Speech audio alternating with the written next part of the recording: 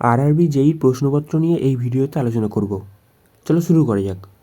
1 থেকে 87 পর্যন্ত সকল স্বাভাবিক সংখ্যার গড় কত?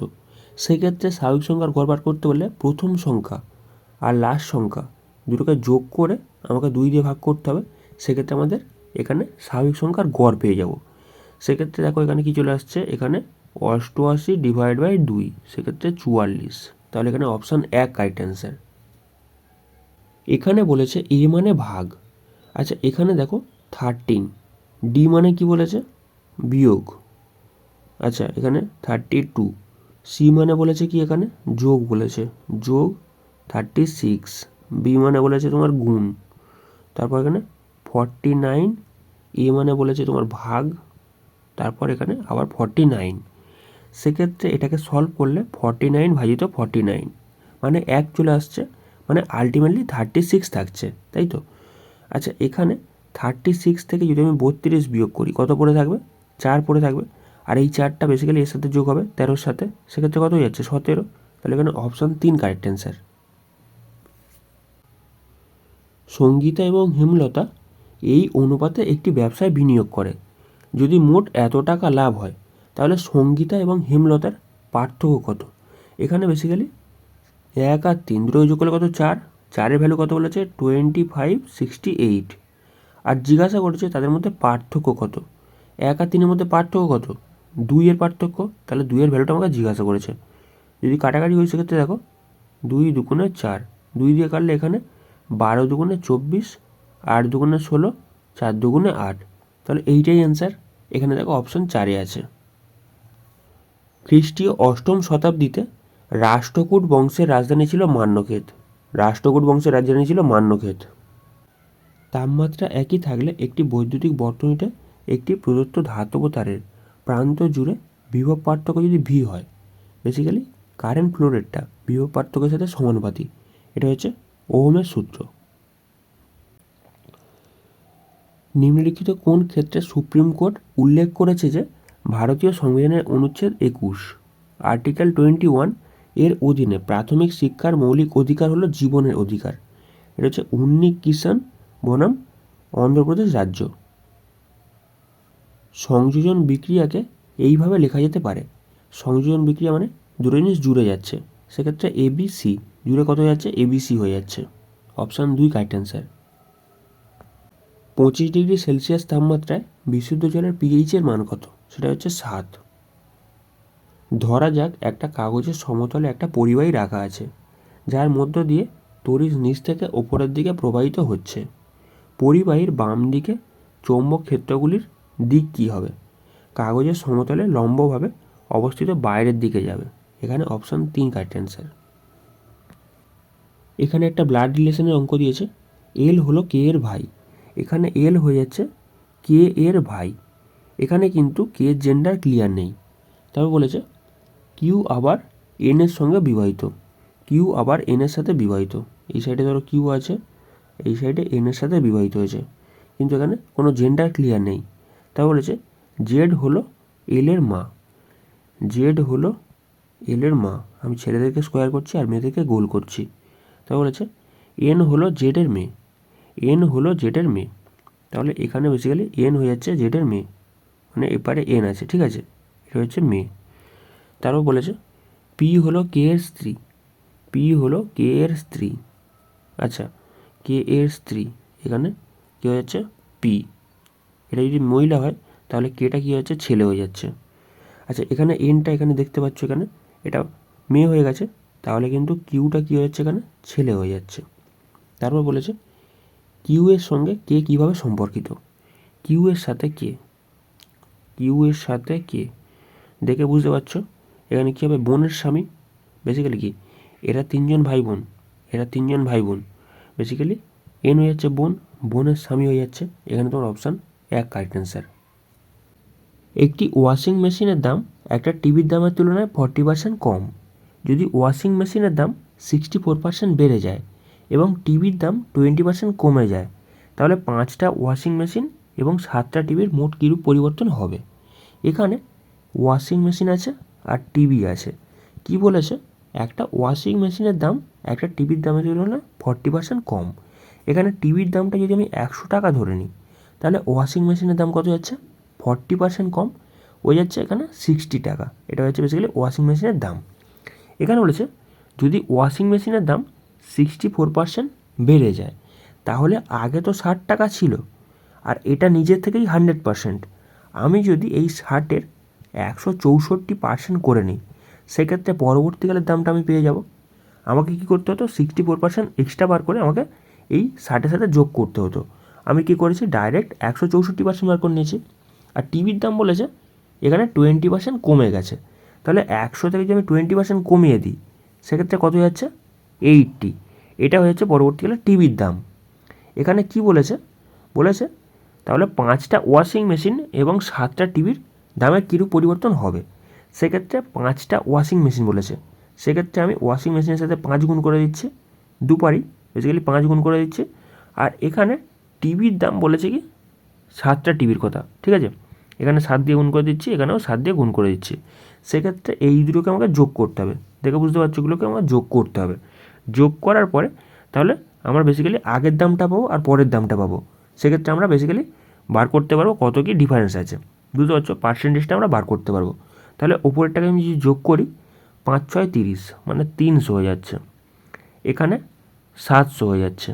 তাহলে আলটিমেটলি কত দাঁড়াচ্ছে? 1000। পরবর্তীকালে দাম কত হয়েছে? এখানে দেখো 20 দিয়ে কাটছি, 3 20 60, 5 20 100, এই 5 কেটে যাচ্ছে। তাহলে গুণ করলে কত হচ্ছে? 3 4 12 2, হাতে থাকলো 1, 3 6 18 19 9, হাতে থাকলো 1, 3 1 3, আর এখানে 4। আচ্ছা 492, আর এখানে 27 56, আর একটা শূন্য চলে আসছে। তাহলে যোগ করলে হয়ে যাচ্ছে কত? এখানে লাস্টে 2, আর এখানে যোগ করলে কত হচ্ছে? 15 5, হাতে থাকলো 1, এখানে 10 হয়ে যাচ্ছে। আগে দাম ছিল 1000 টাকা, পরবর্তীকালে দাম হয়েছে কত? 1052 টাকা। তাহলে কত টাকা বেড়েছে? 52 টাকা বেড়েছে। আর কত টাকার উপরে বেড়েছে? 1000 টাকার উপরে বেড়েছে। আর এটাকে যদি আমি পার্সেন্টেজ বার করতে চাই, সেক্ষেত্রে আমাকে 100 দিয়ে গুণ করতে হবে।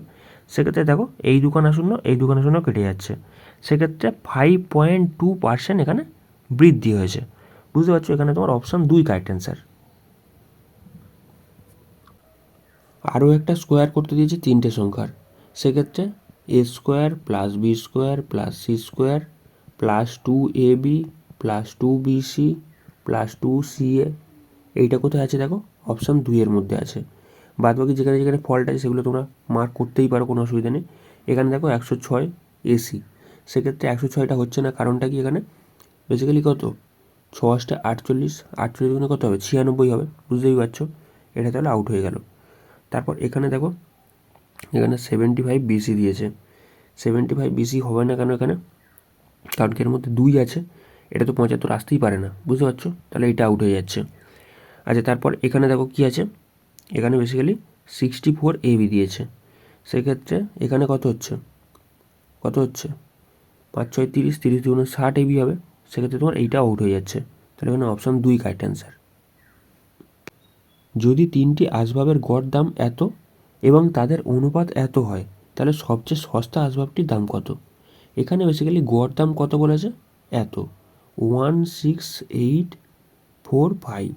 তাহলে 3টের সমষ্টি কত হবে? এটা তো গড় বলেছে, এর সাথে আমি 3 গুণ করে দেবো, এইটা হচ্ছে টোটাল সমষ্টি।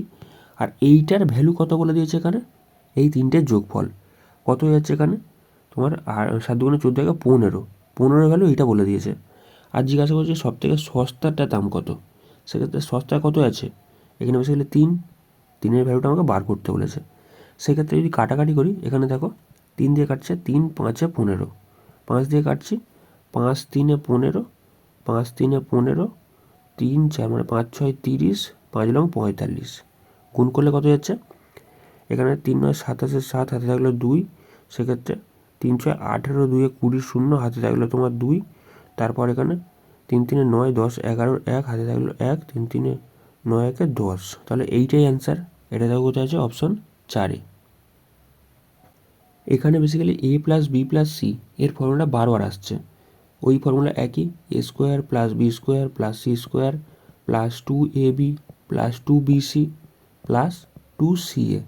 সেক্ষেত্রে তোমার অপশান 2 কারেক্ট অ্যান্সার। একটু মিলিয়ে নেবে। নিচের কোন রাজ্যটি মোলাসিস অববাহিকা মোলাসিস অববাহিকা নামে পরিচিত, যা কোমল এবং অঘনীভূত অবক্ষেপণের দ্বারা গঠিত। এটা হচ্ছে মিজোরাম। Option 3 correct answer. নিচের কোন দল 17তম ইন্ডিয়ান প্রিমিয়ার লিগ জিতেছে? আইপিএল কে জিতেছে? কেকেআর জিতেছে। Kolkata night Riders. একটি নির্দিষ্ট সাংকেতিক ভাষায় এইটাকে এরমভাবে লেখা যায়, এইটাকে এরমভাবে লেখা যায়। তাহলে এল এর সংকেত কী? এখানে দেখো এলটা দু জায়গাতেই আছে, তাহলে দু জায়গার মধ্যে কী সংখ্যা কমন আছে? এখানে বেসিক্যালি দেখো 7 কমন আছে, দু জায়গায় 7 আছে, তাহলে এখানে 7 তোমার কারেক্ট অ্যান্সার। অপশান 1। যদি নিচে দেওয়া ডেটার গড় 37 হয় তাহলে এক্সের মান কত? এখানে বেসিক্যালি এখানে এপেক্সটা কী ব্যবহার করবো? দুটো গুণ করে দেবো। সেক্ষেত্রে এখানে 20 × 19। এখানে এপেক্স কী ব্যবহার করবো? 30 × x। এখানেও সেম জিনিস 40 × 13। তারপরেরটা 85 × 24।